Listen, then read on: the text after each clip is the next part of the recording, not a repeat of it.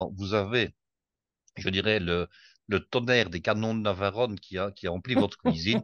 Vous avez un crépitement de Dieu le Père. Vous avez des bing et des bangs plein la maison.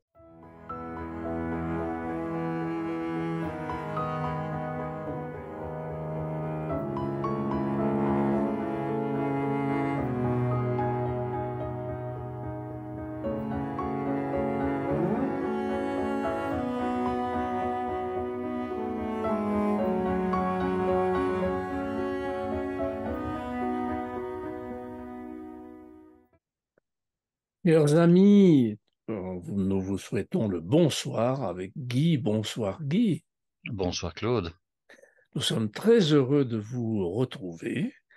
Alors, ce soir, Guy va se livrer à un exercice à laquelle il ne s'est pas encore livré, qui est à la demande d'un de nos auditeurs, qui s'appelle David. Il se reconnaîtra tout de suite. Il s'agit de l'analyse d'assiettes dont vous avez la photo derrière, que Guy a dégusté Non, non, que lui a dégusté. oui, pardon, pas Guy, excusez-moi, que David a dégusté en restaurant.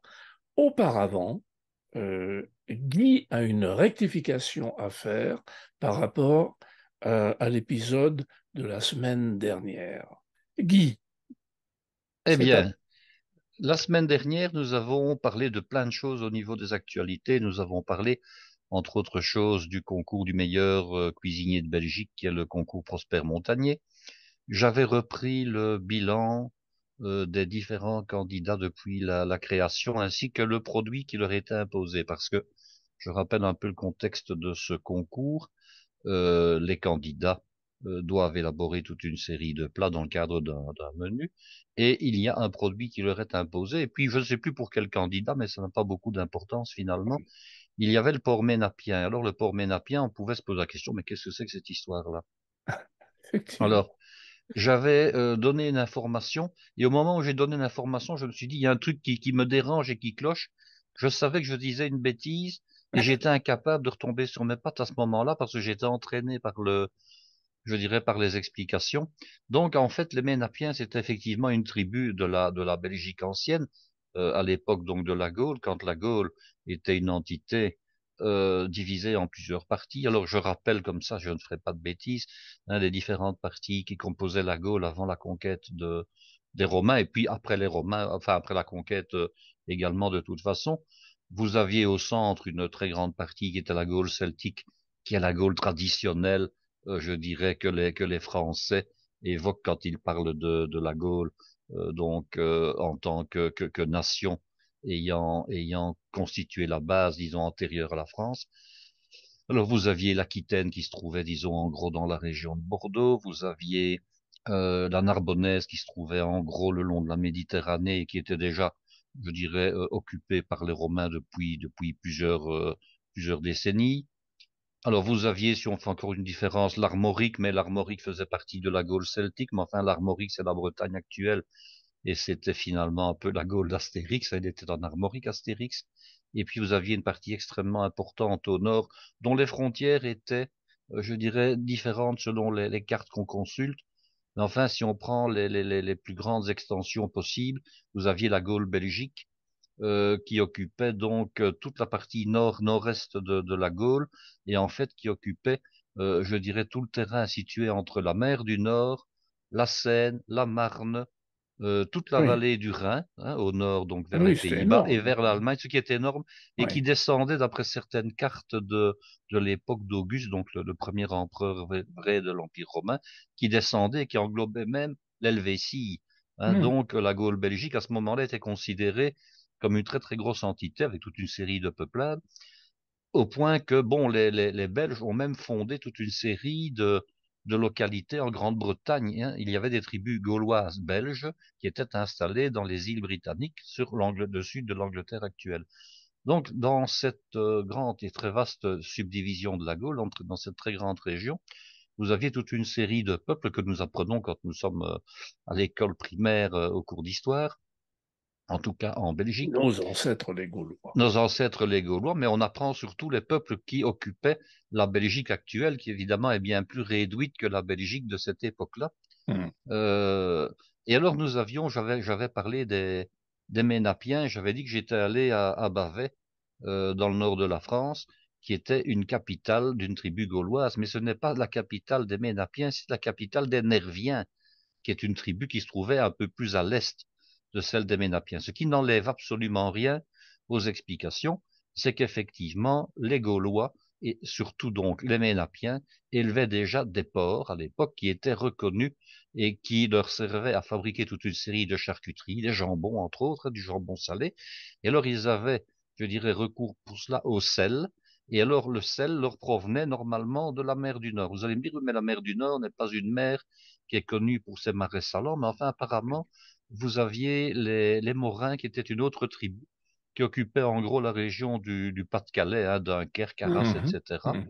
Mhm. Et je dirais cette partie-là, disons, du nord de la France, qui était donc la Belgique à l'époque. Et c'était les Morins qui leur fournissaient du sel. Alors, les Ménapiens avaient un cochon qu'on a essayé de recréer et qu'on a recréé. Alors, comment s'y est-on pris? Alors, et à quoi ressemblait ce cochon? Alors, c'est un cochon, je vous ai donné toute une série d'articles que vous pourrez voir en Oui, document annexe. oui. Euh, et ce porc a été recréé, je dirais, entre autres à l'initiative d'un des meilleurs bouchers de Belgique qui s'appelle Dierendonck.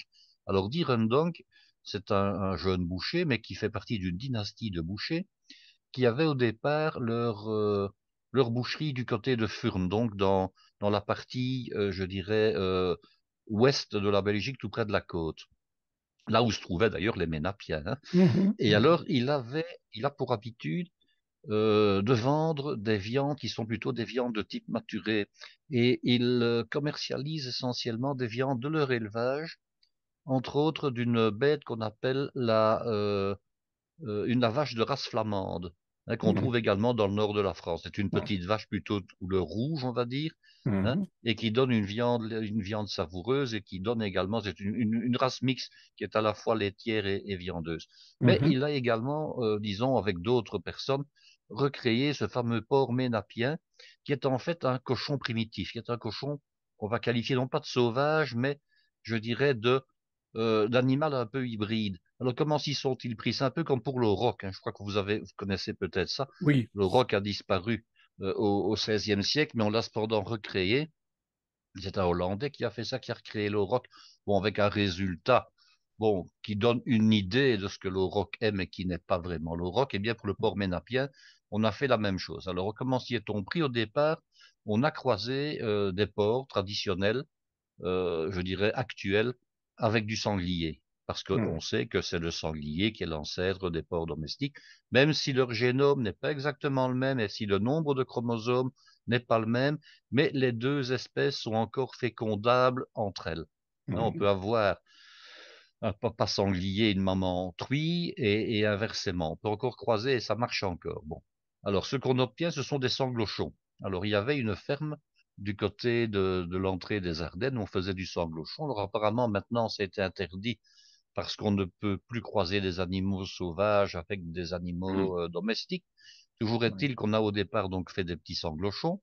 Et puis, C'est dans la les première fois que lignées, j'entends ce terme, hein, Guy. des sanglochons, Oui, oui, je n'avais jamais c'était la ferme entendu. des Sanglochons. J'étais allé visiter. On faisait de très D'accord, belles d'accord. charcuteries. Ok, Et ok. alors, donc, on avait d'abord eu ce qu'on appelle des Sanglochons. Donc, c'est le mélange entre sanglier et cochon, hein, on a Oui, oui, compris. oui.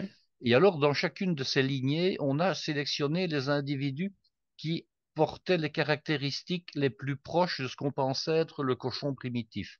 Mhm. Alors, à savoir que par rapport au cochon actuel, le cochon primitif, mais il garde toute une série de traits du sanglier, à savoir un museau assez effilé, une pilosité, hein, parce que les cochons actuels en sont, disons, très fortement dépourvus, Mhm. hein, et cet aspect, je dirais vraiment, on va dire sauvage.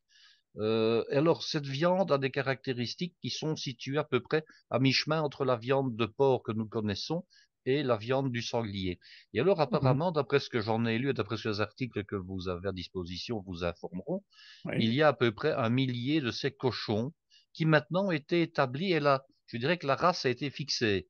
Donc, on peut continuer à les élever et à les faire se reproduire entre eux parce qu'on a réussi à fixer les caractéristiques que l'on cherchait à trouver. à savoir ce cochon primitif qui donne une viande tout à fait, je dirais, tout à fait particulière, tout à fait, je Mhm. dirais, bon, quand on dit différente, entendons-nous, hein, mais Mhm. tout à fait, disons, propre. J'allais dire différente du Oui, cochon actuel, mais on va dire oui. une viande propre. Voilà. Donc, Mhm. c'est pour rectifier. Donc, d'une part, donner quelques informations en plus sur ce fameux cochon, et d'autre part, pour rectifier et dire que Abavet, ce n'était pas des Ménapiens, c'était des Nerviens. Alors, si vous avez lu la bande dessinée Astérix chez les Belges, vous verrez qu'à un moment donné, il y a deux chefs belges. Il y en a un qui est Ménapien et l'autre qui est Nervien.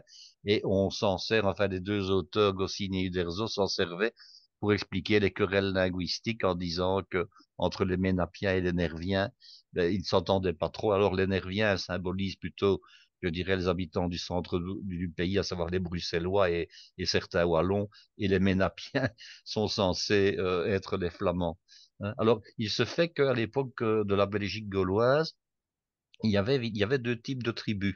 Il y avait des tribus qui étaient installées sur les terres de la Belgique depuis longtemps et qui étaient des Celtes, comme les Gaulois, je dirais français, si je peux employer l'expression, comme Mhm. les Mhm. Gaulois de la Gaule lyonnaise. Et puis vous aviez des tribus plus germanisées qui venaient d'arriver plus récemment depuis seulement 2, 3 siècles. Hein. Mhm. Donc il y avait vraisemblablement peut-être des problèmes ils se comprenaient peut-être pas, c'est vrai effectivement, euh, aussi facilement que ce qu'on voudrait le dire, bien que on n'a pas beaucoup d'idées de ce que la langue gauloise pouvait être. On ne connaît que quelques mots du gaulois, hein, comme le mot alouette par exemple, qui est un mot gaulois. Je ne sais pas pourquoi ce mot-là, mais enfin, on Mhm. connaît très peu de mots gaulois.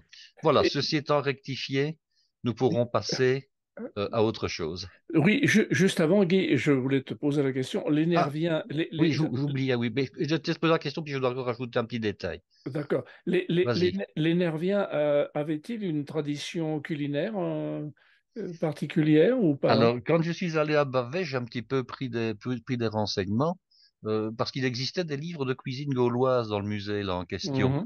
Alors, je Mhm. ne les ai pas achetés parce que c'est toujours mon problème, c'est que si je commence à acheter des Oui, livres, je dirais de toutes sortes de cuisine gauloise, il y avait donc des recettes de cuisine gauloise.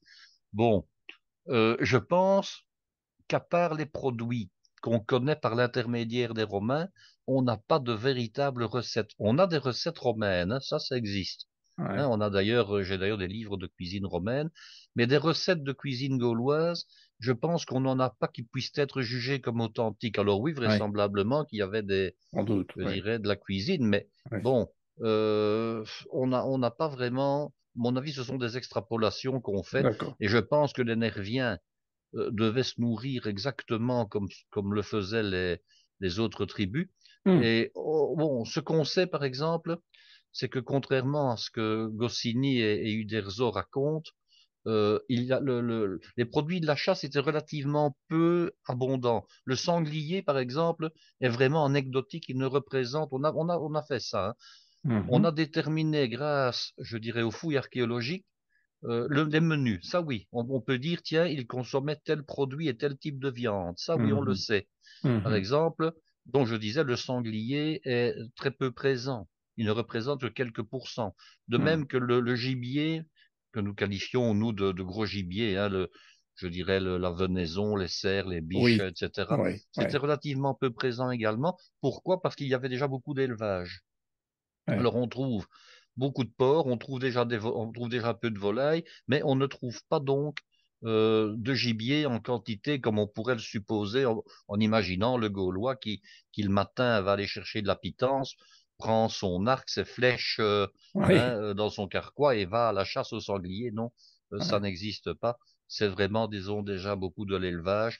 Alors il y avait déjà des champs de céréales, hein. La Gaule était connue oui. pour ses céréales. On fabriquait de la bière. On Mhm. fabriquait de l'hydromel également, hein, qui est ce, Alors, est-ce que la ce, bière ce vin de était... fer... C'est la Oui, cervoise?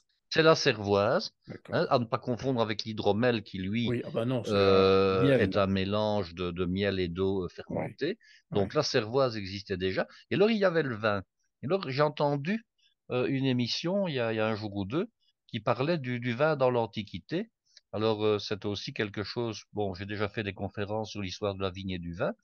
Bon, moi, j'avais en tête que la vigne avait été domestiquée il y a 8000 ans, en gros, hein, donc Mhm, du mhm. côté du Caucase. Apparemment, il y a eu deux centres je dirais, de domestication de la vigne.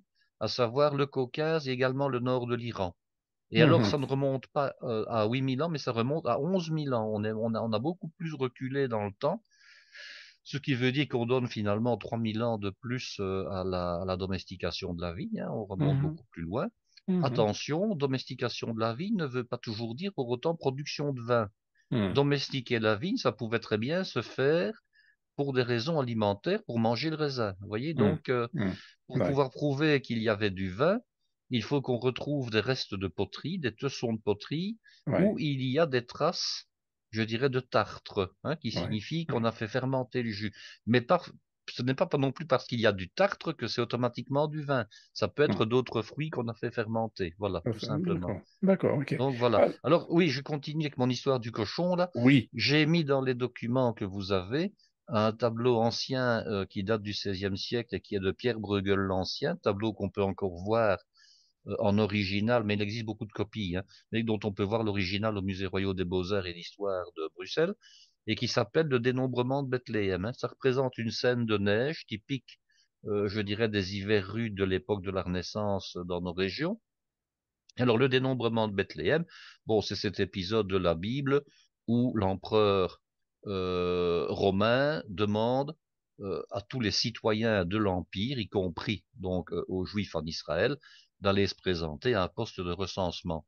Alors, Bruegel a utilisé ce prétexte, je dirais, religieux pour créer un tableau où il dépeint finalement une scène de genre, une scène de la vie courante Mhm. pendant l'hiver dans nos régions, donc du Brabant.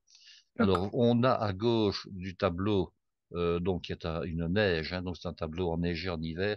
On a une auberge dans laquelle le recensement s'effectue. On voit une foule qui est massée devant les fenêtres et qui va donc là-bas d'une espèce de guichet pour le recensement. Il y a un détail, il y a la Vierge Marie juchée sur un âne qui est menée par Saint Joseph qui se dirige vers le lieu de recensement. Par contre, devant l'auberge, à l'avant-plan, eh bien, on tue le cochon. Et quand on fait un grossissement assez intéressant sur cette partie-là, mais même sans grossissement, ça se voit, Mhm. eh bien, on voit à quoi ressemblait déjà à l'époque de la Renaissance ce porc primitif avant qu'il ne devienne celui que nous connaissons actuellement et qui était vraisemblablement le même parce qu'il n'avait vraisemblablement pas évolué énormément depuis l'époque des Gaulois, qui est un cochon qui ressemble, je dirais malgré tout, un peu à un sanglier. C'est un cochon avec un groin qui est extrêmement effilé, qui est velu, hein. Et alors, il y a une raison à cela, c'est que on entretenait par la manière dont on élevait les cochons cette, je dirais, consanguinité avec le sanglier. Pourquoi? Parce qu'on allait à la glandée amener les porcs, hein, que la forêt n'était jamais loin, qu'il y avait des sangliers, comme maintenant d'ailleurs toujours à l'état sauvage, et que de temps en temps, un monsieur sanglier trouvait une dame cochonne bien à son goût, et qu'ils avaient décidé d'avoir quelques aventures. Donc, on remettait du sang de sanglier régulièrement, je dirais, dans les élevages de porcs. Ouais, Ce n'était pas voulu, mais ça se passait donc, ça se faisait. je dirais, ça se faisait, voilà, tout Ouais, simplement. d'accord, très bien. Bon, alors Guy, merci pour toutes ces explications, chers amis. Vous pouvez juger hein, de la qualité de la recherche de Guy. Alors, venons-en à notre sujet du jour. Je vais lire à la demande de notre auditeur David. Il se reconnaîtra. Bonsoir David, d'ailleurs. David, vous nous avez demandé la chose suivante. Je propose que Guy commente, analyse de temps en temps une photo de plat ou décrypte une photo de menu envoyée par un auditeur. En l'occurrence, aujourd'hui, vous nous avez envoyé cette photo avec trois plats euh, que, que vous avez dégustés lors d'un week-end à Namur.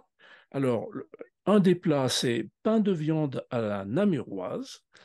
Le deuxième plat, c'est trio de coquettes, aux crevettes grises à l'ajout de porc au parmesan. Et le troisième plat, c'est les boulets liégeois.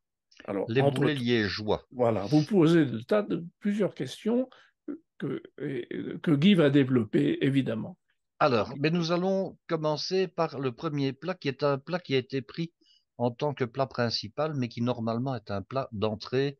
Ce sont les fameuses croquettes Ah, dont il y a le trio là-bas, hein. C'est la voilà, photo. les Je- croquettes sont ici. Chers sont au amis, centre, hein. ne vous Voilà. inquiétez pas, je mettrai la photo grande sur le site sopac.be dans la rubrique photo. Comme ça, vous pourrez voir tout à fait complètement. Parce que là, je peux vous gêner un petit peu. Mais les croquettes, les voici. Alors, il faut dire que les croquettes, je ne sais pas en France quel est le sens qu'on donne au mot croquette et si c'est un plat qu'il est courant de rencontrer. Je ne me Non. souviens pas, pour être allé quand même pas mal en France, dans des restaurants depuis des dizaines d'années, je ne me souviens pas avoir vu avec beaucoup de, je dirais, de présence de croquettes. En Belgique, par contre, la croquette, c'est quelque chose qu'on aime beaucoup. Pourquoi? Parce que bon, c'est un produit qu'on passe en friteuse, qui est croustillant, qui est chaud, qui est goûteux, au point Oui, que nous avons, je dirais, l'habitude de faire, je dirais, en famille, par exemple, ce qu'on appelle des croquettes de pommes de terre, oui, hein, oui, qui accompagnent, je dirais, les plats le dimanche. oui. On trouve dans le commerce, dans les surgelés, énormément de croquettes de pommes de terre. L'industrie agroalimentaire s'est faite d'ailleurs un plaisir je dirais, d'en produire parce qu'il y avait de la demande. Bon, on peut faire ses croquettes soi-même. Et quand j'étais enfant, j'adorais faire des croquettes avec ma grand-mère parce que j'aimais bien ce contraste entre la l'onctuosité, la douceur de l'intérieur, donc de la purée de pommes de terre, et l'extérieur croustillant. Alors, on fait des croquettes en entrée, mais on peut aussi les consommer en plat principal, en les accompagnant par exemple avec des frites. Ce n'est pas très courant, hein. Il faut reconnaître que manger des croquettes avec des frites, c'est une possibilité que certains restaurants vont offrir, mais ce n'est pas la norme. D'habitude, on mange des croquettes en entrée, point à la ligne. Bon, certaines personnes vont dire, ben moi j'aimerais bien prendre ça comme plat principal, je peux avoir des frites avec. Oui, bon, ben voilà, le restaurant le permet. Alors j'ai mangé ici il y a quelques temps des croquettes de riz de veau, par exemple, hein, ça se fait Mhm, également. Donc on peut mhm. faire des croquettes avec plein de choses. Alors les croquettes les plus connues en Belgique en entrée, il y en a deux. Il y a ce qu'on appelle les fondues au fromage, ce sont des croquettes au fromage, et il y a les croquettes de crevettes. Alors les croquettes de crevettes, je vais en reparler, même si j'en ai déjà parlé Oui, dans d'autres épisodes. C'est vraiment le plat, je dirais, d'entrée emblématique à la fois de la côte belge et de la Flandre jusqu'à Bruxelles inclus, hein. Pourquoi? Parce que ce sont des produits qui sont originaires de la côte belge. Les crevettes de la mer du Nord sont des petites crevettes qu'on appelle des crevettes grises, hein. Pourquoi grises alors qu'on les trouve dans le commerce et qu'elles sont roses? rose. Tout simplement parce qu'à l'origine, elles sont grises. Quand on les pêche, elles sont, je dirais, grises et translucides. Et c'est de la cuisson qui a lieu soit sur le chalutier même, soit sur la plage, qui va donner leur couleur, je dirais, rosée. Mais au départ, elles sont grises, ces crevettes, hein. Alors, Mhm. elles sont décortiquées généralement à la main. Alors, les crevettes qui sont épluchées à la main en Belgique coûtent très très cher parce que la main-d'œuvre est chère. Et je peux Oui, vous dire qu'en une heure, on ne décortique pas beaucoup de crevettes, hein. Vous devez oui, mettre, souvent ce sont les dames, c'était les épouses des pêcheurs qui s'adonnaient à cette tâche-là, hein. Et alors, bon, elles épluchaient les crevettes, elles vont relativement vite, mais enfin bon, pour éplucher un kilo de crevettes nettes, il faut du temps, hein. Vous faites pas oui, ça en 10 minutes, hein, oui, soyons clairs. Donc beaucoup de ces crevettes sont en fait épluchées au Maroc. oui. Vous avez des ateliers immenses qui sont dédiés à la chose. Les crevettes partent juste après avoir été pêchées et cuites dans des camions réfrigérés vers le Maroc. Là, elles sont épluchées à la main. Elles sont ensuite reconditionnées et elles remontent de nouveau en camion jusqu'en Belgique et en France et aux Pays-Bas où elles sont vendues. Alors le plus gros pêcheur de crevettes, je dirais, de la mer du Nord, ce sont les Hollandais, tout simplement parce qu'ils ont un trait de côte d'à peu près 400 kilomètres, alors que les Belges ont moins de 100 kilomètres de côte sur la mer du Nord. Donc ils ont, je dirais, des navires qui sont dédiés, qui sont énormes et qui sont dédiés à la pêche à la crevette, parce que la crevette, c'est un petit animal qui vit, on va dire en gros, à proximité des côtes, hein. Donc c'est une pêche qui a lieu, je dirais, dans les quelques kilomètres qui longent la côte. Et on a déjà parlé au niveau de la crevette des fameux pêcheurs à cheval, hein, qui Oui, sont inscrits au oui, patrimoine mondial de l'humanité, oui, hein, oui, et qui, avec des filets, je dirais, longent la côte avec le cheval donc qui tire le fameux filet et on ramasse les Voilà. crevettes comme Nous ça. avons fait un On épisode avait fait un là-dessus. épisode là-dessus. Absolument. Alors, comment fait-on pour réaliser ces fameuses croquettes aux crevettes? Alors, il y a plusieurs recettes possibles.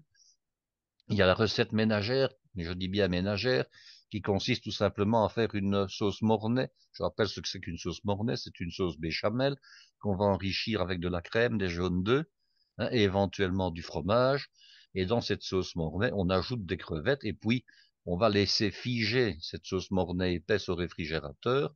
On va façonner des croquettes, hein. Je rappelle que la croquette, c'est donc un cylindre un peu allongé comme ça de 7-8 centimètres de long approximativement pour 4 à 5 centimètres de diamètre, pas Oui, plus, oui, hein, qu'on va ensuite passer dans de la farine pour avoir une croûte un petit peu sèche, dans de l'anglaise qui est donc soit de l'œuf entier battu salé, soit du blanc d'œuf avec un petit filet d'huile salé également et légèrement battu, et puis dans de la chapelure de pain, oui. chapelure blanche ou chapelure dorée.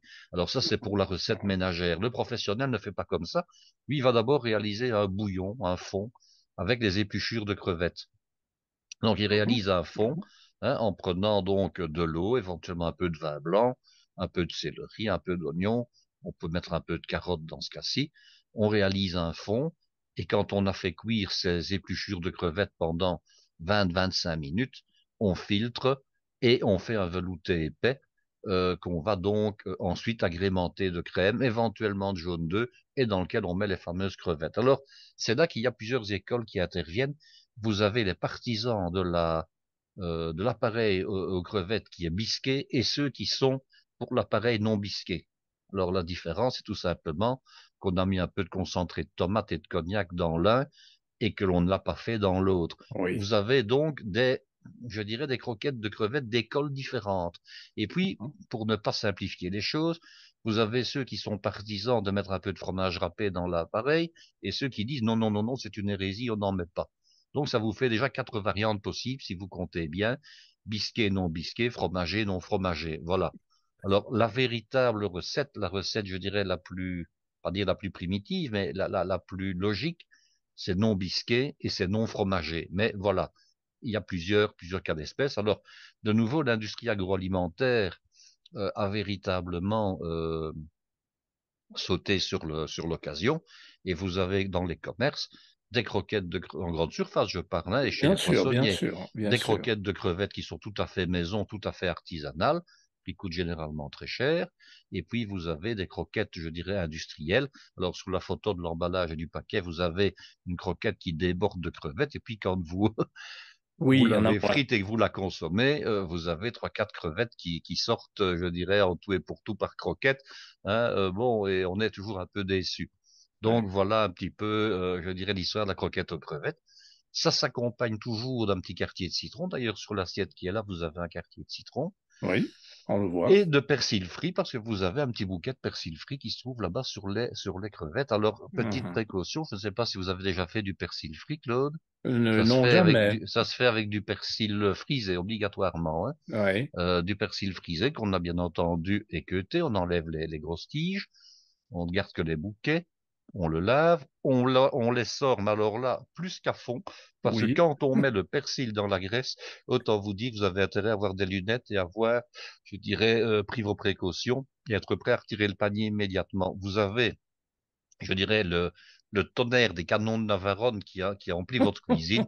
Vous avez un crépitement de Dieu le Père, vous avez des bing et des bangs plein la maison, parce que vous avez l'eau qui se trouve dans les feuilles du persil qui se Oui, vaporise immédiatement. Il faut savoir, c'est de la physique, que la vapeur d'eau a un volume à peu près 1800 fois plus important que celui de l'eau elle-même. Donc il faut très très peu d'eau dans le persil et oui. l'eau de végétation du persil suffit à faire une mousse et à faire un tumulte dans votre friture.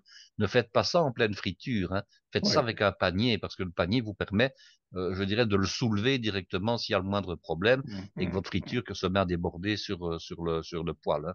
Ouais. Donc, voilà. Mais c'est toujours très bien d'avoir du persil frit parce que ça donne un plus Le persil, une fois qu'il a été frit très rapidement, sinon il devient noir et c'est pas beau. Oui, oui, Le oui. persil frit doit être égoutté, doit être séché sur un papier absorbant et légèrement salé. Et ça donne à votre plat une croustillance et un côté, je dirais, s'il n'y a pas de persil frit avec des croquettes aux crevettes, on rouspète parce qu'il en faut, Ça ne comme va on dit, pas. hein. Oui, oui, oui, Ça oui. ne va pas.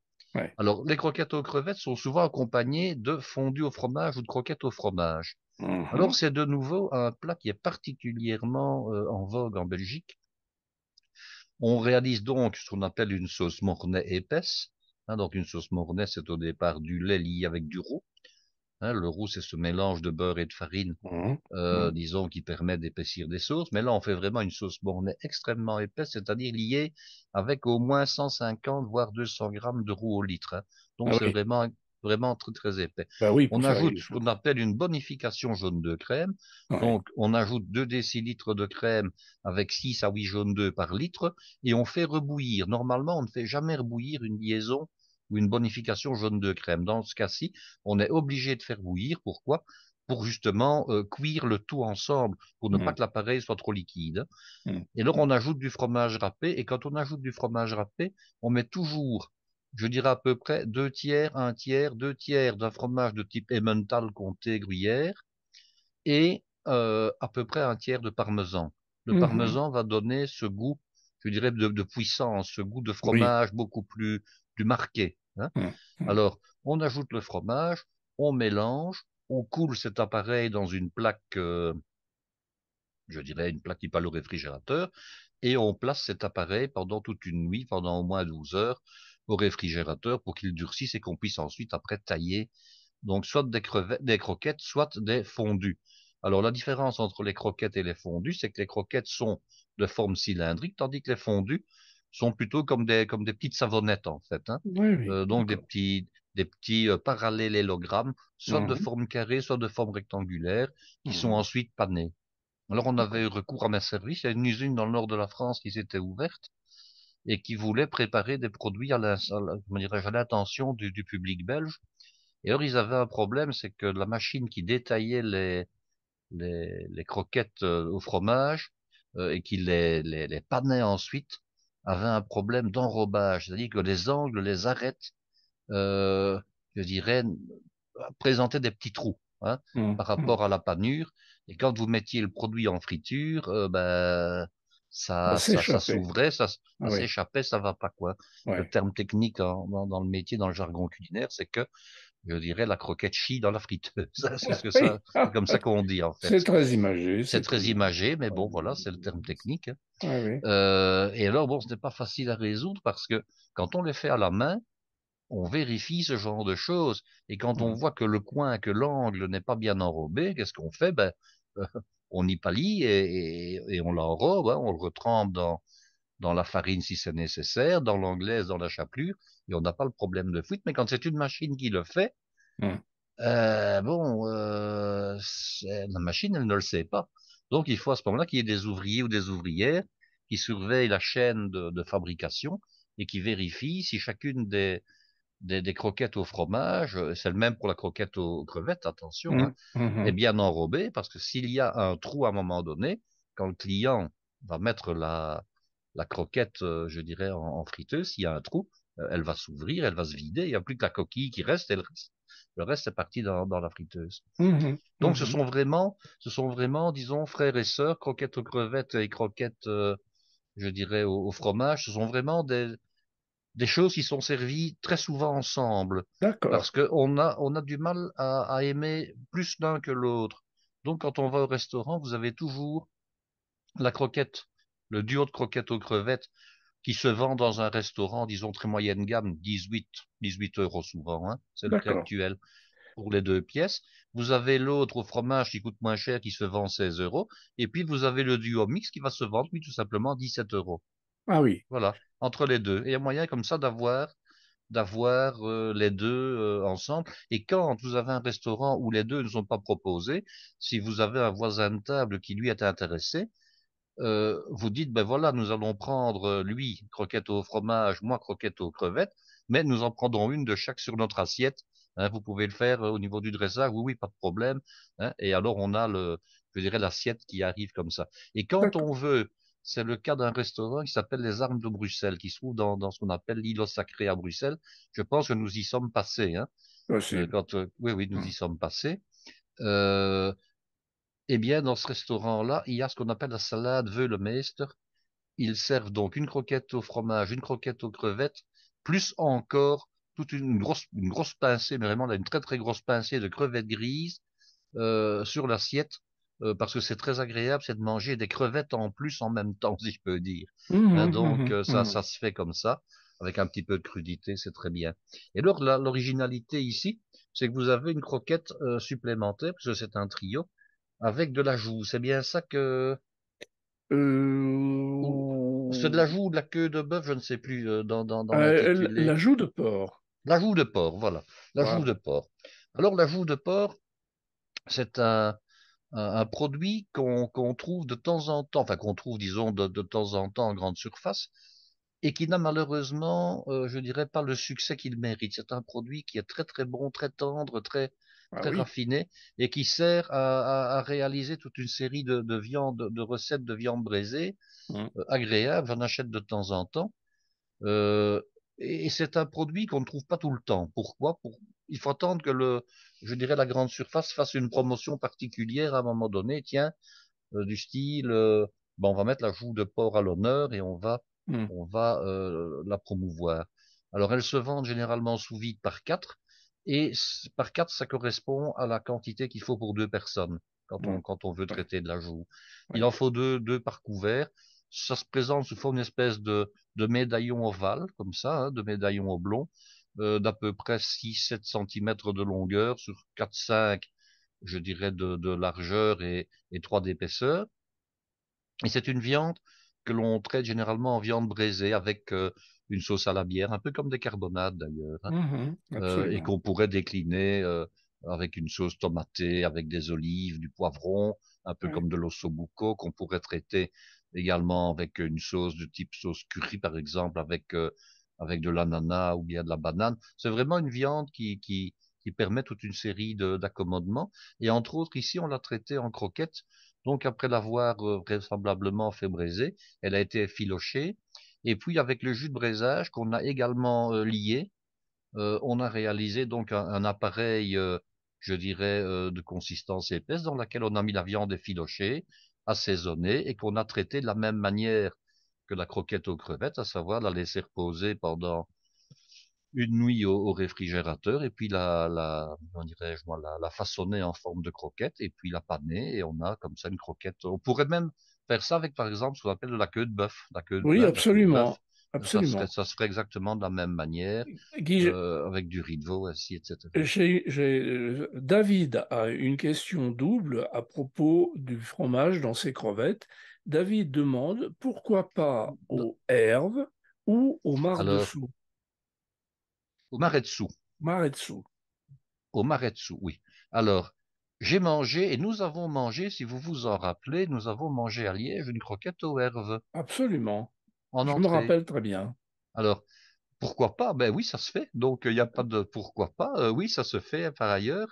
La seule chose, c'est que par exemple, la croquette aux herves, elle ne se fait pas avec un appareil au départ, disons une sauce mornay épaisse dans laquelle on met du herve. On a tout simplement taillé le fromage de herve en morceaux, hein, en morceaux de la forme, disons, d'une croquette. On le panne et on le passe en friteuse et on a le même résultat. Hum, hum, Donc, il n'est pas on pourrait, hein, on pourrait très bien le faire avec du maretsu. hum, J'ai mangé dans un restaurant qui s'appelle chez Vincent à Bruxelles une hum. croquette au fromage qui était réalisée avec 5 fromages différents.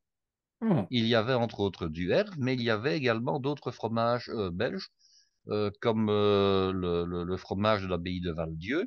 Il y avait du Chimay. Enfin, il y avait 5 fromages différents qui composaient la croquette. Donc, on peut réaliser des croquettes avec le fromage, je dirais, qui nous plaît, qu'on a vraiment envie oui, de oui, on a voir, envie. de trouver. La C'est seule ça. chose, c'est qu'il faut avoir un appareil qui soit au final suffisamment épais. Hum. Parce que sinon, on ne sait pas le manipuler, on ne sait pas façonner les croquettes. Oui, oui, Alors, absolument. l'astuce que les cuisiniers utilisent, ou du moins certains, c'est de mettre des feuilles de gélatine dans l'appareil. Alors, quand Mhm. la croquette Mhm. est passée en friteuse, on ne sent pas qu'il y a de la gélatine dedans. Par Ah, contre, lorsque l'appareil est mis à réfrigérer pour être façonné le lendemain, les feuilles de gélatine font prendre l'ensemble en consistance beaucoup plus épaisse et beaucoup plus malléable, je dirais beaucoup plus, je dirais façonnable, parce que oui. ça, c'est plus dur, c'est plus compact, Mhm. voilà, tout Mhm. Mhm. simplement. D'accord, d'accord. Alors, de quel plat nous parles-tu maintenant? Les boulets liégeois Alors, ou les le... boulets liégeois éventuellement. Alors, les boulets liégeois, les boulets à la liégeoise. Bon, ben, c'est un plat qui n'est pas namurois, évidemment. Ici, c'est dans un restaurant de Namur, d'après ce que nous avons eu comme information. Oui, alors, les Les boulets. boulets liégeois, qui est un plat que nous connaissons, parce que nous l'avons dégusté à Liège, Absolument, chez Tchanché chez Nanès. Chez Nanès, Oui, dans un des lieux emblématiques oui, de la oui. Donc, cuisine c'est là. liégeoise. C'est Donc, là. le boulet à la liégeoise, vous le trouverez également, comme ça, dans d'autres villes que la ville de Liège, essentiellement sur la vallée de la Meuse. Vous n'allez Oui. pas retrouver les boulets à la liégeoise, par exemple. Enfin, du moins, si, on peut les retrouver, mais je vais dire que ce n'est pas courant. Vous n'allez pas les retrouver, je dirais, au fin fond du Luxembourg ou bien dans le Hainaut, même si je connais des brasseries qui le fabriquent en Hainaut, hein. Alors, Mhm. pourquoi? Ben parce que ce plat-là est un plat qui a aussi beaucoup de succès. Il ne coûte pas cher à la base, puisque c'est une viande hachée qui mélange à la fois, en principe, du bœuf et du porc. C'est une viande qui est façonnée. Alors, on dit des boulets à Liège et des boulettes ailleurs. Alors, la différence, c'est une question de taille. C'est que les Oui, boulets sont enfin, sont plus gros que les boulettes. Dans un boulet, vous avez à peu près l'équivalent de deux boulettes, hein. Et oui. alors, on en sert, à Liège, soit deux pour les très gros appétits, soit un seul. On peut se contenter de n'en manger qu'un seul, hein. Alors, la Oui, recette, c'est pardon, c'est de belles parts, hein. ce Je... sont de belles parts, oui, tout Ah à oui, fait. oui, oui. Alors, la recette traditionnelle veut qu'on façonne les boulets de viande, ou les boulettes si ce sont des boulettes plus petites, à partir de viande dans laquelle on a mis de l'ami de pain trempé, donc du pain en principe rassis, mais bon, on peut prendre du pain frais tout simplement qui est écrouté, qu'on a fait tremper avec un peu de lait. Alors, on met à la fois, je dirais, ça dépend, parce qu'il y a autant de recettes de boulets ou de boulettes qu'il n'y a de ménagères, hein, de Mhm, cuisiniers. mhm, Alors, on met donc cette viande mixte, essentiellement du porc avec un petit peu de bœuf. Parfois, certains mettent du veau. Du côté de Charleroi, on va ajouter un peu de veau, mais ce n'est pas vraiment la recette à Liège. Donc, du porc majoritaire, un peu de bœuf, l'ami de pain trempé, un peu d'œuf qui va faire coller le tout ensemble, et alors de l'oignon qu'on doit normalement faire revenir dans un peu de matière grasse, oignon finement haché, éventuellement de l'ail, éventuellement du persil haché. Voilà pour la composition. On façonne des boulettes. Alors, deux écoles, soit même trois écoles, soit de cuisson à la poêle à la ménagère, donc dans une poêle avec du beurre et un couvercle, et on les fait rôtir dans la poêle, soit de cuisson plus professionnelle au four. Moi, j'aime bien la cuisson au four parce qu'on a une belle oui, coloration. On met oui, oui. les boulettes sur une plaque ou dans une lèche frite beurrée avec un pinceau, les badigeonne de beurre fondu, puis on les enfourne à 180 degrés. Et alors, les professionnels à Liège vont plutôt les cuire en friteuse, carrément. Alors, on les cuit en friteuse parce que c'est très facile. La cuisson est uniforme, on a une belle coloration extérieure. J'en ai encore fait récemment, je les ai cuits comme ça, donc en friteuse. Et puis Mhm. on termine de les faire mijoter dans la sauce. Alors la sauce à la liégeoise qu'on appelle sauce lapin. Alors plusieurs explications au fait que ce soit sauce lapin. La première, ce serait de dire, ben, c'est parce que c'est une sauce qui accompagne traditionnellement le lapin. Ça, c'est Mhm. la première chose. Et l'explication que l'on donne le plus vraisemblablement, c'est que la sauce a été, disons, plutôt créée par une Madame Lapin, qui s'appelait comme ça de Ah, son nom, tout mhm. simplement. Alors bon, quelle que soit l'explication d'origine, plusieurs méthodes pour la faire. La sauce la plus simple, ce sont des oignons hachés qui sont revenus dans la matière grasse, mouillés avec de l'eau, un peu de bière, dans laquelle on va ajouter du sirop de liège, de la cassonade et des petits raisins secs, hein. Ça, c'est la Mhm. première méthode. Mhm. Moi, je préfère Mhm. faire une autre sauce. Je pars d'un jus de viande, hein, comme ça j'ai quelque chose ou un fond brun que je vais, je dirais, additionner de bière que j'aurais fait réduire. Je vais épaissir, je vais donc lier ce fond. Et ensuite, je vais ajouter les raisins secs, je vais ajouter le sirop de liège, Je ne mets pas de cassonade parce que bon, je trouve que c'est déjà suffisamment sucré Oui. quand on met du sirop de liège. On met du thym, on met du laurier, et puis on ajoute les boulets dedans et on laisse mijoter le tout. C'est un plat qui est très simple, qui est convivial et qui est surtout, je dirais, très très bon à réaliser et très très facile à réaliser finalement Oui. par n'importe quel cuisinier Oui. qui sait un peu Qui travailler. s'intéresse à la Ça se cuisine. sert toujours avec des frites. Oh, je Donc vois. ici, Oui. on voit que ce sont des frites industrielles. Bon, ben, pas de problème. Chez Ciancce et Nanès, ce sont vraiment des frites maison tout à fait, je dirais, Puis-je me per- traditionnelles et à l'ancienne, oui. Guy, puis-je me permettre de te demander comment tu fais le distinguo entre des frites industrielles et celles bon, celles de Ben, Ciancce je et les Nanès, on vois. sait. Ah, Je tu les vois. vois. À Je les l'œil, vois tu sur la vois. photo. Je vois que ce sont des frites industrielles, parce qu'elles sont toutes, comment dirais-je, elles sont très régulières Ah, et elles d'accord. sont de sections parfaitement carrées. Bon, je dirais que, entre guillemets, ça se voit. Tandis que les Bon, frites qu'on coupe à la main, elles sont un peu plus irrégulières. Il y a des ouais. plus rectangulaires de section, il y a des plus carrées. Alors elles n'ont pas le même aspect à la cuisson.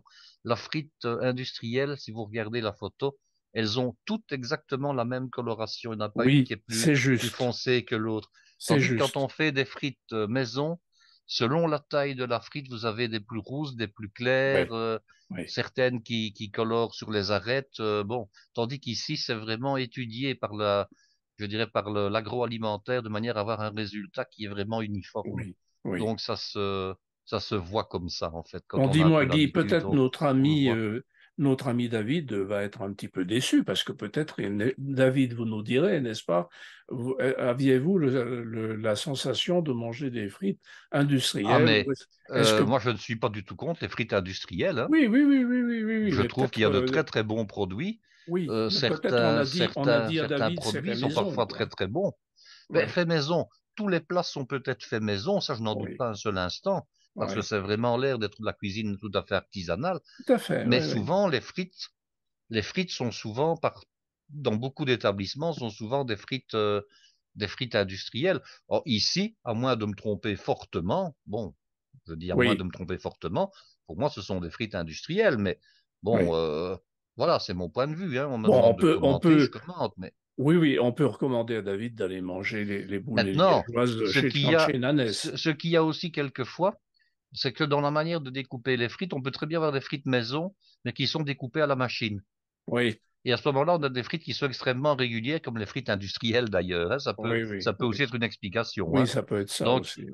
quand on coupe les frites avec je dirais une découpeuse, une presse à frites, si je peux dire, hein, Mm. on a une grille qui a des sections soit de 10 millimètres sur 10, de 12 sur 12, de 8 sur 8. Enfin, on peut changer les grilles. Et on a à ce moment-là des frites qui sont extrêmement régulières. Mm. Tandis que chez Ciancce et Nanès, ce sont des frites qui sont coupées main. Donc à ce Oui, oui, moment-là, on a des frites qui sont automatiquement irrégulières. oui, Voilà. oui, oui, oui, oui. Donc là, on parle Alors, d'expérience. la différence entre les boulets servis à Liège traditionnellement et ici à Namur, ici on a mis tout simplement un tout petit peu, je dirais, de jeunes pousses sur une des Oui, boulettes là, hein. oui. Bon, à Liège, vous avez un plat de salade composé, hein, Mm. ça c'est obligatoire. Vous avez un peu de compote de pommes et vous avez de la mayonnaise. Euh, Oui, il est inconcevable à Liège de ne pas servir les boules à la liégeoise sans cet accompagnement-là, qui peut paraître tout à fait, je dirais, rébarbatif à quelqu'un qui vient de France, tout simplement. Tiens, déjà, au départ, des viandes qui sont servies dans une sauce sucrée acidulée, c'est pas trop la mode de la oui, France, hein. c'est vrai, ça C'est pas trop surprend. la mode de la France, ça Oui. surprend. Or, chez nous, nous sommes pas loin de la frontière germanique et Mm. les traditions, que ce soit aux Pays-Bas, que ce soit en Flandre ou que ce soit en Allemagne, c'est d'associer de sucré et de salé, hein. Oui, Le chou oui. rouge sucré, c'est chez nous une normalité. Ouais. De servir de la compote avec du poulet, chez nous, c'est une normalité. En Ah France, oui, c'est ah oui. quasiment une hérésie. Le poulet Ouais. compote, chez nous, c'est presque une institution. Le poulet du dimanche, bon, on le sert avec de la compote, ou pour ceux qui n'aiment pas de la salade. Bon, moi, j'adorais manger de la compote avec du poulet. Mon père, il ne supportait pas, il préférait de la salade. Mais le Ouais. poulet compote, c'est vraiment... Alors, la saucisse compote, c'est aussi un très grand classique. Ouais. La saucisse avec du chou rouge qui est sucré. Bon, quand on dit sucré, c'est à la fois sucré et vinaigré, hein, donc c'est Oui, un peu oui, acidulé oui. et sucré. Aigre-doux. C'est aigre-doux. Oui, C'est aussi une institution. Le oui. chou rouge à la flamande, il est sucré et acidulé. On met Hum, du vinaigre et on met du sucre ou de la cassonade. hum, Donc, chez nous, ça ne surprend pas. Donc, servir des boulets qui sont dans une sauce qui est relativement sucrée, avec de la salade qui, elle, est acidulée. C'est une salade souvent avec de la carotte râpée, de la tomate, de l'échalote, de la laitue, bien entendu, voire même plusieurs sortes je dirais, de feuilles à la base, hein. On peut mettre de la romaine, de la scarole, tout ce qu'on veut, du chicon. Euh, c'est assaisonné avec une vinaigrette, mais on sert quand même un peu de compote sur l'assiette avec les boulets. Et alors de la mayonnaise, pourquoi? Parce que la mayonnaise et les frites en Belgique, c'est aussi du pont et du pont, quoi. Ça se mange en même temps. Donc on sert oui. tout ça en même temps qu'on mange les boulets. Et voilà, et c'est comme ça la tradition, et c'est comme ça qu'on sert les choses. D'accord, d'accord, très bien. Veux-tu nous parler maintenant, Guy, du pain de viande à la namuroise Alors, ben, à la namuroise n'est que pas l'on une trouve ici? au-dessus de la photo, hein. Oui, Alors, oui, alors là, c'est donc un pain de viande individuel. D'après ce que je vois, ça n'a pas l'air d'être une tranche. Mais bon, c'est difficile de dire en fonction de la photo. oui, Normalement, un pain de viande, ça se cuit sous forme de pain. C'est-à-dire qu'on a de la viande hachée qui est la même que celle qui a servi à faire les fameux boulets ou les boulettes et qu'on va oui. cuire, je dirais, sous forme d'un pain dans un moule.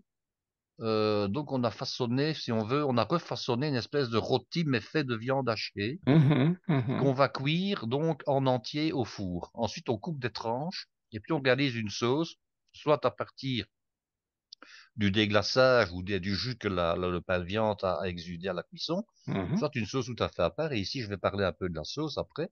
Alors mhm, ici, d'après ce que je vois, il y avait comme accompagnement une carotte fan, un mhm. chicon et un chou de Bruxelles.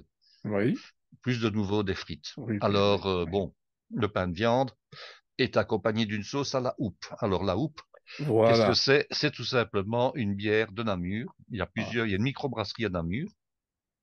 Et alors, une des bières s'appelle la houppe. C'est une bière blonde, titrage alcoolique moyen. Alors, comment fait-on pour faire une sauce à la bière? Ben, il y a plusieurs techniques, plusieurs manières d'y arriver.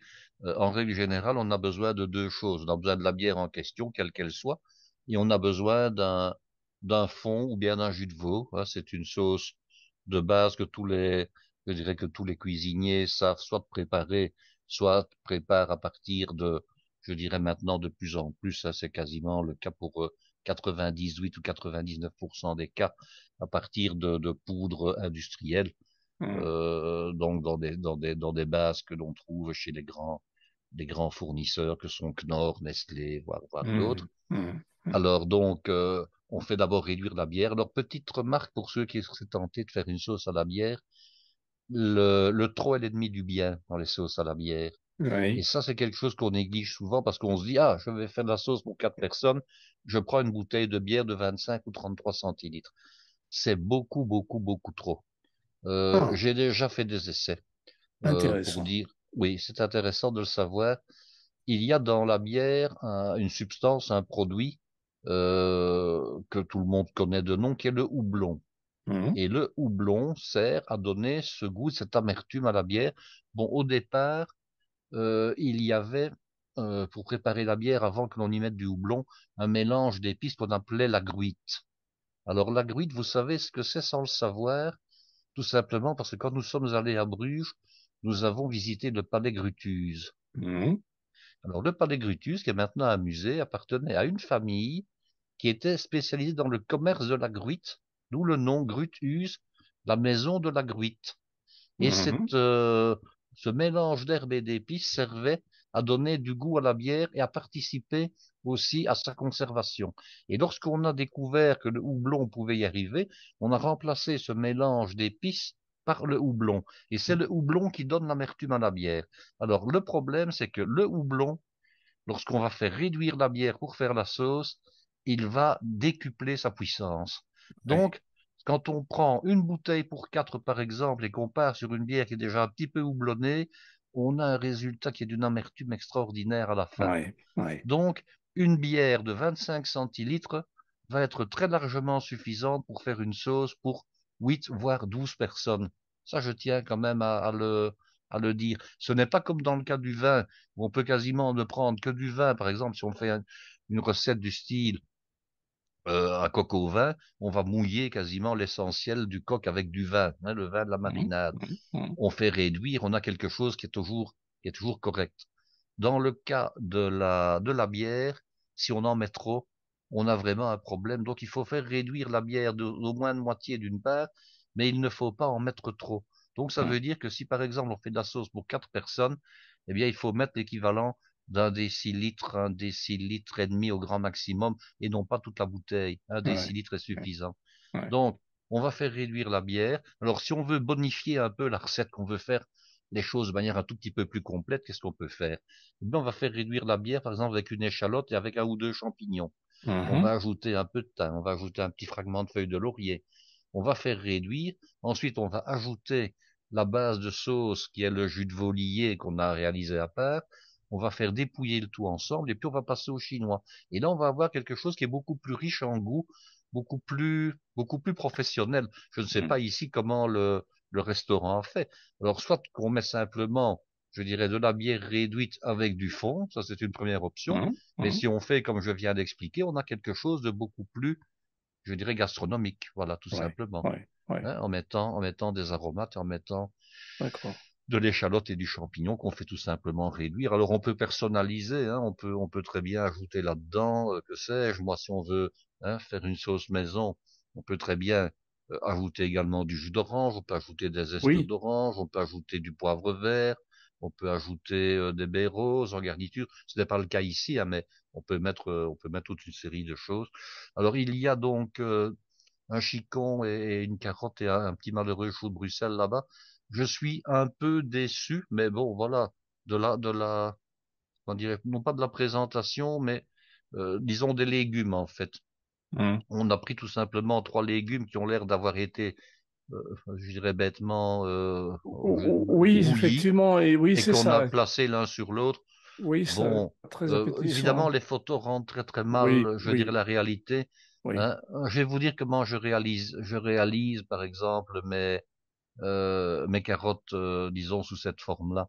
Mhm. J'épluche les carottes, mais ce n'est pas une obligation quand ce sont des carottes Oui, qui elles sont sont vraiment jeunes. On toutes peut jeunes. Moi, simplement, je ne les épluche pas. on les lave convenablement, on les Mhm. brosse éventuellement Oui, avec une petite brosse type brosse à ongles pour absolument. enlever les petits grains de sable qui peuvent Oui, se oui, trouver dans les tout à plis de la fait. carotte. Mais Ouais. normalement, il y a moyen de ne pas l'éplucher. Ah oui, Hein.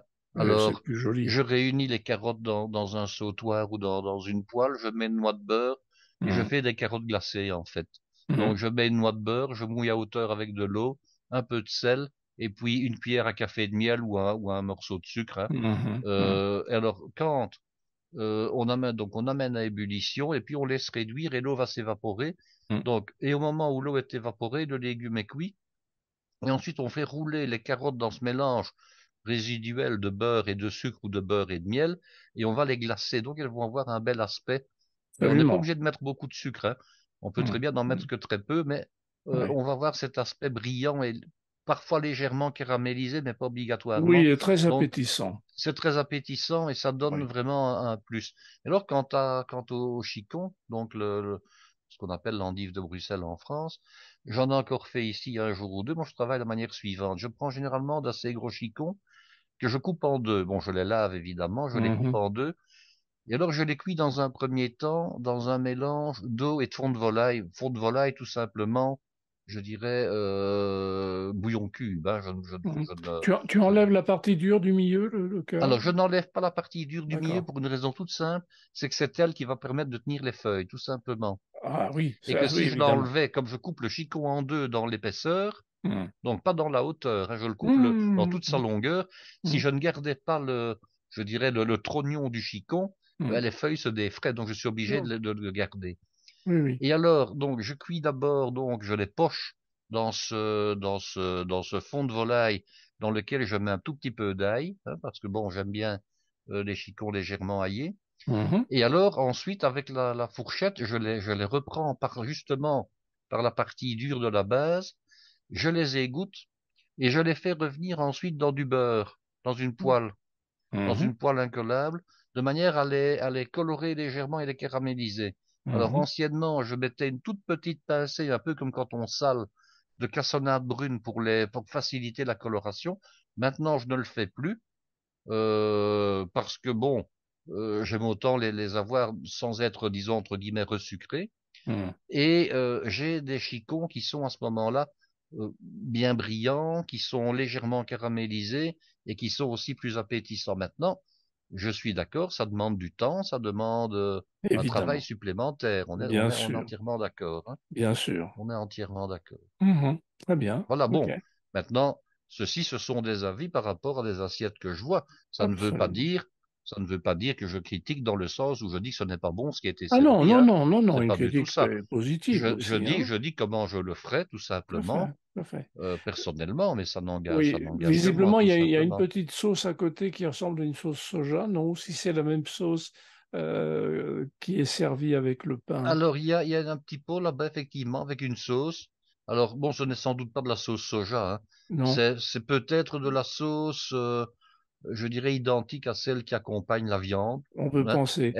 Elle a Euh, l'air plus foncée, mais bon, c'est c'est peut-être une ça, c'est question de pour jeu ça de que je disais lumière, en ça. fait. Bon, David, vous nous dites, s'il vous plaît, quelle est la sauce qui est à côté Oui, des est-ce qu'elle est chicons, là? différente ou similaire à Oui, celle qui voilà, était ça nous servie pour intéresse. la viande, voilà. D'accord, ok. Et alors, apparemment, mais bon, sur la viande, on a mis une pousse qui ressemble à une pousse de Oui, petit pois, à une mm, pousse verte qui ressemble à une ouais. pousse de petit pois, et alors une feuille orangée qui ressemble alors Une à feuille d'automne. oui, mais qui ressemble à un pétale de fleur ou bien de Hein, capucine ou bien bon, c'est difficile de dire ouais, ça ouais, d'ici, c'est c'est jaune difficile. comme ça, légèrement plié. Oui, c'est un peu. Voilà, bon, c'est parfois un peu difficile maintenant de dire Ah, bon. écoute, c'est de la menthe, Guy, parce que j'ai la photo sous l'œil là. Je, Oui, je crois que c'est de la menthe. mais la menthe n'a pas des feuilles jaunes comme ça quand même, Non, hein. non, non, mais c'est. Alors, ce que tu vois jaune, c'est de l'orange. C'est un, Ah oui, oui, oui, oui, oui, oui, oui, effectivement. C'est c'est un une cuisse quartier d'orange. d'orange. Oui, c'est un quartier d'orange, C'est une tranche d'orange avec le zeste d'un côté. Oui, effectivement, absolument. exactement. Et le vert de dessus, il me semble que c'est de la menthe. David, vous Alors nous pour direz moi, tout ça n'a ça. pas l'air d'être de la menthe, ça a plutôt l'air d'être une espèce de une pousse de pois comme on fait maintenant toute une série de, parce que Ah, je pense oui, reconnaître la pousse de pois, mais bon, d'accord, maintenant peut-être. je ne vais pas non plus le jurer à 100%, c'est une photo, hein. Oui, oui, oui, d'accord, ok.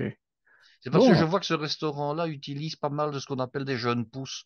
Il y a des jeunes oui, pousses blanches au premier plat qui ressemblent être comme de la luzerne, des pousses de luzerne. Il y a oui, également des pousses avec des croquettes de crevettes, hein. Il y a deux tranches de concombre cannelé, il y a un peu de persil frit et puis il y a je dirais, il y a un petit peu de pousses sur lesquelles on a mis les croquettes elles-mêmes. Et alors là, sur la viande, il y a effectivement une demi-tranche d'orange tout à fait. et une petite brindille verte, mais bon, peut-être de l'amande, mais moi, ça me fait vraiment penser à des germes de pois, en fait. Oui, c'est vrai. On peut dire le restaurant et l'endroit.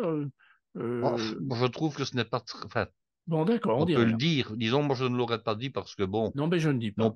non pas que je ne tiens pas Oui, oui, je ne dis à pas. m'engager, mais bon, par respect, bon, parce qu'on peut très bien émettre des commentaires qui sont D'accord. parfois un peu, Ok, oui, allez, oui, oui, oui, d'accord, un ok. peu durs, ou bon, Non, voilà. bon, oui, oui, on peut ne pas être d'accord, De ne pas effectivement. être d'accord, et puis Oui, voilà. parce qu'effectivement, la petite carotte, le chicon et le chou de Bruxelles, aussi bien, surtout toi et moi aussi, je trouve que c'est Disons que bon. c'est On peut un mieux, peu mieux faible. faire. Un peu Oui, faible, voilà, peu mieux faire. on Mais peut voilà, mieux bon. faire. Ok. Disons que comme on dit toujours, la critique est aisée, hein, donc, Absolument, oui. soyons modestes, Oui, oui, non, mais moi, si je fais une critique, évidemment, ça... mais en revanche, toi qui es un professionnel de la chose, tu es plus crédible lorsque tu dis quelque chose. C'est évident. OK. Bon, as-tu quelque chose à rajouter, Guy, mais je ne sais pas évidemment s'il sur y a cette eu d'autres transaction? plats, Bah, plats en entrée, s'il y a eu un dessert, oui, ben, il n'en parle pas, notre il ami n'en parle David. pas, donc Hein. voilà. Donc, il nous a demandé de travailler sur ces trois Maintenant, je assiettes-là. dirais que bon, d'après ce qu'on sait, c'est un restaurant de Namur, bon, voilà. Oui, Il n'y a pas de plat strictement namurois là-dedans, ce qui est un peu dommage Ah, finalement. d'accord. Hein. Il n'y a pas Bah, d'avisance, il n'y a pas de pain de plat, viande disons, à... avec une sauce sombre et meuse. Oui, mais à la namuroise, je dirais que c'est parce qu'on a utilisé tout simplement de la bière de Namur, mais ce n'est pas une recette en tant que telle. Les Ah, plats à la namuroise, ça veut dire autre chose, je vous explique. dites-nous. Alors, il y a ce qu'on appelle la cassolette namuroise et la cassolette liégeoise. Ce sont des plats qu'on préparait quand je faisais mes études. Alors, la différence entre les deux, bon, ce sont des plats qui se terminaient en salle, qui étaient flambés en salle, hein. Alors, dans le cas de la cassolette liégeoise, vous allez comprendre pourquoi je parle des deux et non pas Hum, d'un seul. hum, C'était donc, que je ne dise pas de bêtises, il y avait donc du filet mignon, il y avait du riz de veau quand c'était à Namur, et il y avait encore un troisième. Ah oui, du rognon, voilà. Il y avait du hum, rognon. hum, Donc à Liège, c'était uniquement rognon et filet mignon de veau. Et à Namur, il y avait rognon, filet mignon et riz de veau en plus, qui hum, était cuit meunière pour le riz de veau, simplement rôti pour le rognon et simplement sauté pour le filet mignon. Tout hum, ça arrivait dans une cassolette ou dans une sauteuse en cuivre en salle. Alors, le personnel de salle va préparer, je dirais, la finalité du plat devant les clients, comment ça se passait. Il avait à disposition du péquet. Alors, du péquet, c'est du gin tout simplement, hein. Donc, c'est hum, un alcool de grain parfumé au genévrier. Il avait des baies de genévrier concassées dans une petite coupelle. Il avait du jus de veau. Et alors, hum, il avait du beurre ou éventuellement du beurre manié, mais du beurre est suffisant. Alors, la technique consistait d'abord à faire flamber les viandes, ensuite à les retirer, à les garder au chaud entre deux assiettes creuses chaudes. Ensuite, il ajoutait les baies de genévrier concassées à la demande du client, peu, moyennement ou beaucoup. Il déglaçait avec le jus de viande, hein. Il ramenait tout ça à ébullition et puis il montait la sauce avec un peu de beurre pour la bonifier, pour la lier et il rectifiait l'assaisonnement.